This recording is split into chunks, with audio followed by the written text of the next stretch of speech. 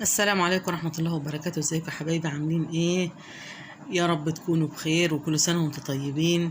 انا طبعا بعمل فيديو كده كل سنتين مرة. انا عارفة ان انا كسولة شوية، بس النهاردة قلت ايه، اتواصل كده مع حبايبي واشوف كده التعليقات بتاعتكم واشوف اللايكات الحلوة بتاعتكم.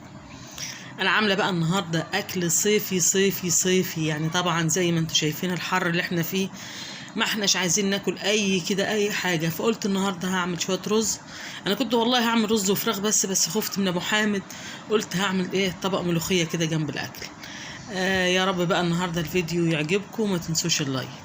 اول حاجه بقى انا عملت صينيه الرز، وعامله صينيه الرز دي قبل كده بالتفصيل عندي في القناه، اللي هي كيلو رز حط عليه كيلو وكوبايه كمان من اللبن وشويه ملح والزبده وشويه زيت، هيبقى معاكي احلى صينيه رز.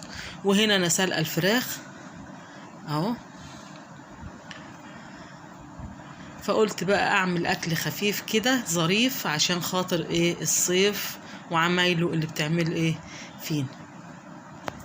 ادي صينيه الرز شايفين جميله ازاي. انا جبت الفراخ بقى اتسلقت، بشيل الجلده عشان حامد ما بيحبش الجلد خالص، اهو بشيلها له.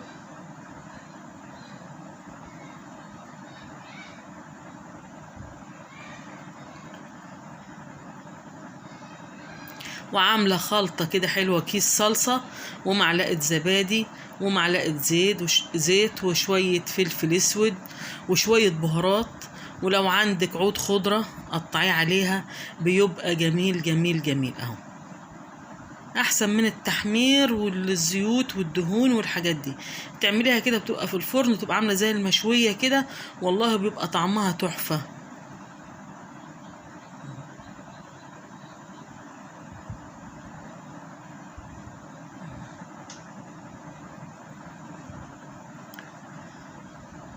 بالشكل الجميل ده، وبحطها بقى في الفرن.